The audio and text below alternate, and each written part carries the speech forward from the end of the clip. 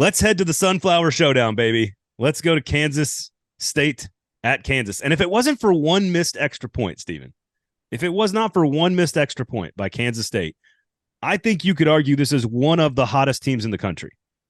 They have really settled in Kansas State because if they had a road win over Texas over their last 5 weeks, they'd have 5 straight wins in which they have demolished everybody and then a win over Texas on the road. They missed the extra point, missed field goal, didn't happen. So I'm not suggesting we can change history here.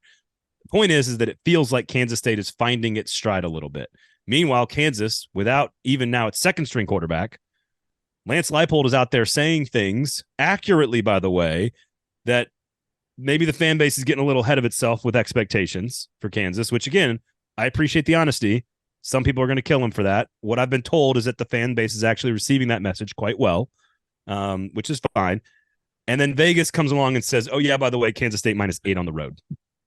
Kansas. So this screams Kansas State. Well, I would start by saying I think it's pretty remarkable that we're talking about Kansas and the expectations being too high, considering where they were like 3 years ago. Again, it's a credit to the job that Lance Leipold has done to have them in the mix to be a Big 12 title contender this year.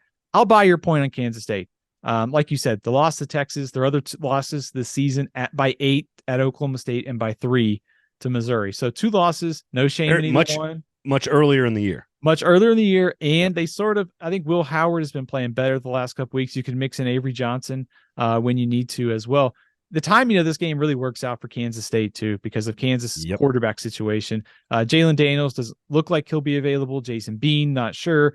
If it's not Jason Bean, it'll be Cole Ballard. He played well, I think, all things considered, for his first extended opportunity to play at Kansas. But this is a heavy lift. I mean, Kansas State's defense is outstanding, one of the better ones in the Big 12. And of course, you're starting a third-string quarterback potentially. So it would require a pretty heavy lift here for Kansas to be able to hold off Kansas State. And Vegas agrees with that too. Almost 300 yards rushing on the road against Texas Tech. That was the game. I think Avery Johnson had 5 rushing touchdowns, the backup quarterback. They go for 343 and over almost 7 yards per carry against TCU. They go for 179 in a shutout of Houston, 41-0. The Texas game happens. They are beaten at the line of scrimmage by a very good Texas defensive line, but then they come back right away and they go for almost 200 yards rushing, 5 yards a carry, and 60 points against Baylor. Again, TCU, Houston, Baylor, Texas Tech, not elite, but not bad either. And Kansas State largely dismantled all of them. So if they make one extra point against Texas, they have a win in that game, and they have 5 straight wins in which they have largely been the better team. And I think it's a bad spot for Kansas, unfortunately. But I think you're exactly right. It is a credit to Lance Leipold that there are expectations at all at this stage of the season for a 7-win Kansas team in this particular matchup. Also, the series history here between the two, it's 2008 was the last time that Kansas beat Kansas State. So if Kansas was able to win this game with a third-string quarterback, I mean, I know don't want to get too ahead of ourselves in expectations here, but what a coaching job it would be if they could do this with third-string quarterback and considering history. But if you were just to look at this matchup just as the most sort of basic, like I think both offenses, like let's assume Jason Bean can play some. Both offenses here, they're sort of in the top, I think 20 or so as far as like success rate offensively.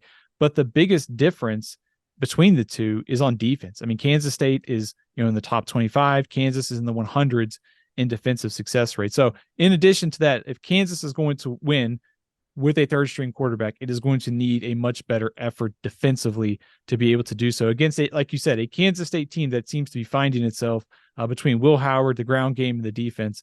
They're really rounding into form as we come down the stretch here. If I was Texas, I would not want to play Kansas State in the championship game. Agree. I would not.